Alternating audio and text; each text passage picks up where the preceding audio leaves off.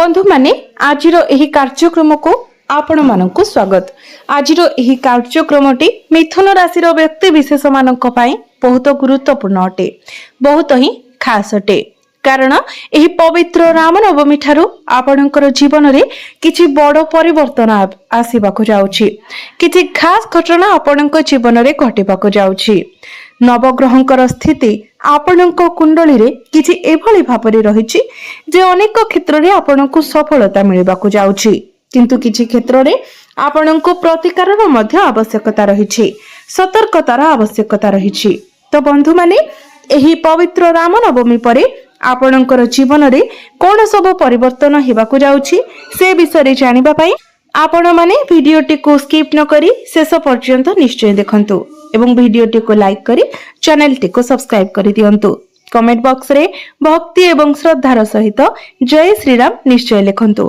तो बंधु माने आसंतु आरंभ करिबा आजिरो एही कार्यक्रम को जहा आपणकर जन्म राशि तथा चंद्र राशि उपरे आधारित अटे। तेबे बंधु माने मिथुन राशि राष्ट्राधिपति हेउछंती बुध। तो बुध वर्तमान आपणकर नवम भावरे गोचर करूछंती एवं गुरु आपणकर प्रथम भावरे गोचर करूछंती। तो गुरु आपणकर प्रथम भावरे थिबा हेतु आपणकर एही समय टिके मोटापण बढ़िबा भली समस्या देखा देई पारे एवं आपणकर जदि डायबिटीज अछि किंबा ब्लड प्रेशर अछि एथि प्रति आपण टिके अधिक सतर्क रहंतु एवं मीठा खाद्य ठारू जेते पारिबे दूरे रहंतु। विशेष करी आपणकर खाद्य पेय प्रति आपण सतर्क रहंतु। आपणकर इम्यूनिटी सिस्टम तो ठीक ठाक रहिबो, किंतु गुरु आपणकर प्रथम भावरे थिबा कारणरू आपणको आपणकर खाद्य पेय प्रति ध्यान रखिबाको पड़िबो। डायबिटीज ब्लड प्रेशर जदि अछि तो सेथि प्रति आपणको सतर्क रहिबाको पड़िबो। आपणकर शिक्षा क्षेत्र कथा जदि कहिबा तो आपणकर शिक्षा क्षेत्रर अधिपति शुक्र आपणकर एकादश भावरे लाभ स्थान रे गोचर करूछंती। शुक्रंकर दृष्टि तांकर निज गृह पंचम भाव उपरे रहुछि, गुरुंकर दृष्टि मध्य पंचम भाव उपरे रहुछि। तो आपण आपणकर शिक्षा क्षेत्र रे बहुत अधिक उन्नति करिबा पई जाउछंती, प्रगति करिबा पई जाउछंती, किंतु मने रखंतु शनिंकर दृष्टि मध्य पंचम भाव उपरे रहुछि। तेणु आपणकर मन टिके विचलित होई पारे, पाठ पढ़ार आपणकर मन हटि पारे, किंतु आपणको एभली करिवार नाही। आपणको निज मन को कंट्रोल रखिबार अछि। जदि आपण पाठ पढ़ारे मन देउछंती एवं पाठ पढ़ा रिलेटेड आगो को किछि स्टेप नेउछंती तो निश्चित भाबरे पाठ पढ़ारे आपणको बहुत अधिक सफलता मिलिबाकु जाउछि। जेतु शुक्र लाभ स्थान रे अछंती एवं ज्ञानर कारक ग्रह गुरु आपणकर प्रथम भावरे अछंती एवं पंचम भाव को देखुछंती, तो आपणक मध्यरे बुद्धिमता बढ़िबो, ज्ञान बढ़िबो, मैच्योरिटी बढ़िबो। पाठ पढ़ारे जदि आपण किछि स्टेप नेबे तो सेथिरे आपणको सफलता मध्य निश्चित भावरे मिलिबो। जो माने निजर पाठ पढ़ा को नेकी विदेश जीवा पई चाहुथिले से माने विदेश यात्रा मध्य करि परिबे, किंबा दूर रे रही जदि आपण पाठ पढ़िबा को चाहुथिले तो ताहा मध्य आपण करि परिबे। आपणक पई समय बहुत भल रहउछि। आपण जदि किछि एडमिशन नेबा पई चाहुथिले, फॉर्म फिल अप करिबा पई चाहुथिले किंबा कोनोसी कोचिंग रे आपण जॉइन करिबा पई चाहुथिले तो समय आपणक पई बहुत भल रहइबो। एवं जदि आपणकर किछि एग्जाम अछि तो आपण निजर माइंड को निजर कंट्रोल रखिबा पई चेष्टा करंतु। एने तेने मन न देई पाठ पढ़ारे आपण फोकस करंतु, एग्जाम आपणकर बहुत भल रहिबो।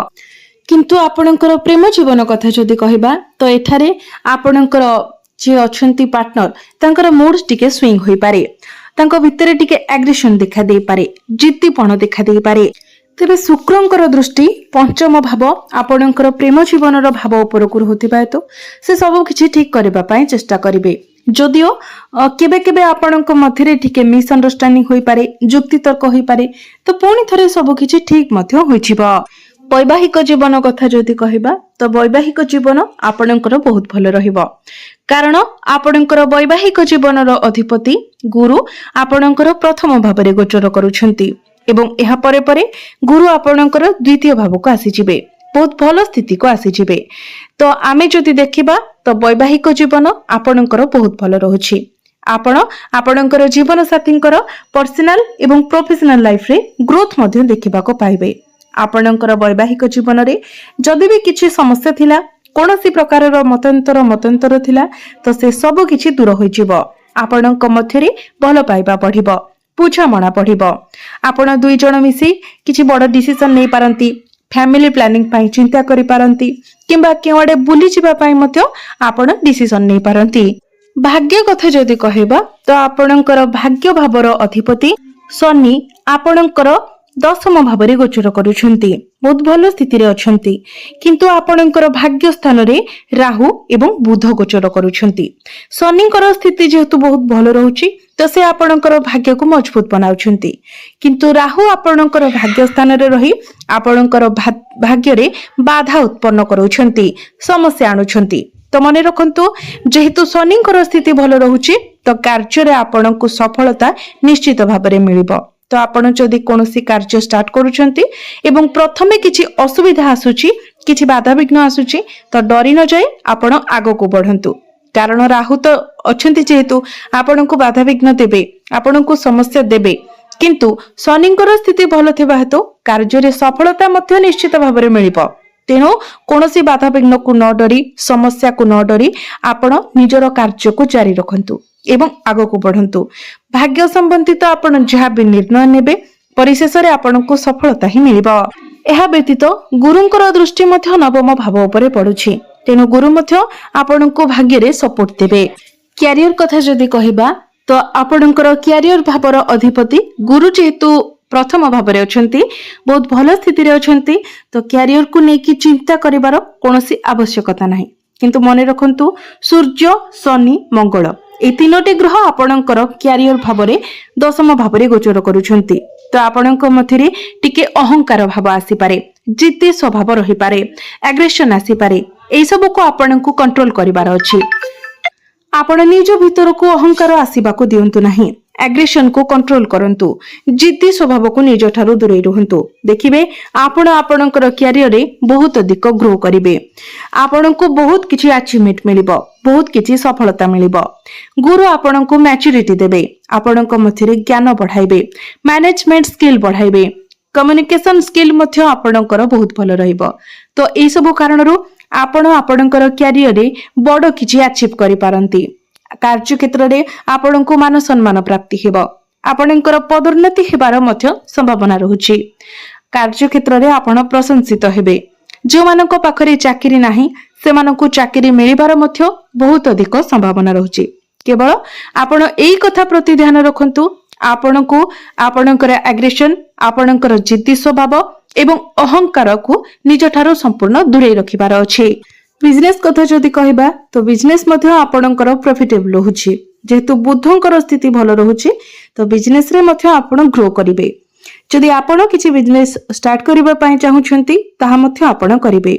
ଆପଣଙ୍କର ଫାଇନାନ୍ସିଆଲ ଗ୍ରୋଥ ହେବ, ଆପଣଙ୍କର ଡେଲି ଇନକମ ମଧ୍ୟ ବଢିବ, କିଛି ବଡ ଗ୍ରାହକ ମଧ୍ୟ ଆପଣଙ୍କୁ ମିଳିପାରନ୍ତି। ତ ବିଜନେସ ଆପଣଙ୍କର ବହୁତ ଭଲ ରହିବ। ବିଜନେସକୁ ନେଇକି ଆପଣ କେଉଁଆଡେ ବୁଲିବାକୁ ଯାଇପାରନ୍ତି, ଟ୍ରାଭେଲ କରିପାରନ୍ତି। ବିଜନେସରେ ଆପଣଙ୍କୁ ସୁଖ ମଧ୍ୟ ପ୍ରାପ୍ତି ହେବ, ଆପଣଙ୍କୁ ସାଟିସ୍ଫାକ୍ସନ ମିଳିବ। ଏବେ ଆସନ୍ତୁ ଜାଣିବା କିଛି ପ୍ରତିକାର ବିଷୟରେ, କିଛି ଉପାୟ ବିଷୟରେ ଯେଉଁଗୁଡ଼ିକ କରିବା ଦ୍ୱାରା ଆପଣଙ୍କୁ ଅଧିକ ମାତ୍ରାରେ ଶୁଭ ଫଳ ପ୍ରାପ୍ତି ହେବ ଏବଂ ଯାହା ସବୁ ଅଶୁଭତ୍ୱ ରହୁଛି ସେଗୁଡ଼ିକ ମଧ୍ୟ ଖଣ୍ଡନ ହୋଇଯିବ। ତ ସେଥିପାଇଁ ଆପଣ ପ୍ରତ୍ୟେକ ଦିନ ବୁଧଙ୍କର ବୀଜ ମନ୍ତ୍ର 108 ଥର ଜପ କରନ୍ତୁ। ଯେତେ ପାରିବେ ଗୋମାତାଙ୍କର ସେବା କରନ୍ତୁ। ପ୍ରତ୍ୟେକ ବୁଧବାର ଦିନ ପ୍ରଭୁ ଗଣେଶଙ୍କୁ ଦୁବ ଅର୍ପଣ କରନ୍ତୁ। ପ୍ରତ୍ୟେକ ଦିନ ହନୁମାନ ଚାଳିଶାର ପାଠ କରନ୍ତୁ ଏବଂ ପ୍ରତ୍ୟେକ ଦିନ ଆପଣ ଉଦିତ ସୂର୍ଯ୍ୟଙ୍କୁ ତମ୍ବା ପାତ୍ରରେ ଜଳାର୍ଘ୍ୟ ଅର୍ପଣ କରନ୍ତୁ ଏବଂ ପ୍ରତ୍ୟେକ ଦିନ ସକାଳୁ ସ୍ନାନ ପରେ ଓಂ ନମଃ ଶିବାୟ ମନ୍ତ୍ର ମଧ୍ୟ 108 ଥର ଜପ କରନ୍ତୁ। ଆପଣଙ୍କୁ ଅଧିକ ମାତ୍ରାରେ ଶୁଭ ଫଳ ପ୍ରାପ୍ତି ହେବ। ତ ବନ୍ଧୁମାନେ, ଆପଣଙ୍କର ଜୀବନ ମଙ୍ଗଳମୟ ହେଉ, ଏହା ହିଁ ଈଶ୍ୱରଙ୍କ ନିକଟରେ ମୋର ପ୍ରାର୍ଥନା। ଧନ୍ୟବାଦ।